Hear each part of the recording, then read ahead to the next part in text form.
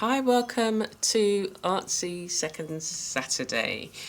I'm so glad you could join me. The prompt, I'm using a wildcard prompt, but October in the UK is celebrating Black History Month, although it's not just for the month, it's for the whole year.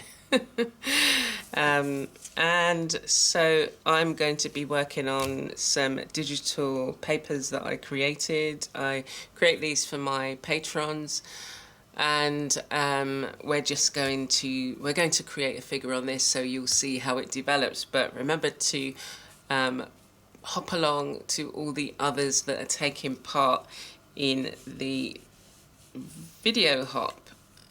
So I hope you enjoy, and I hope you do spend some time being creative yourself.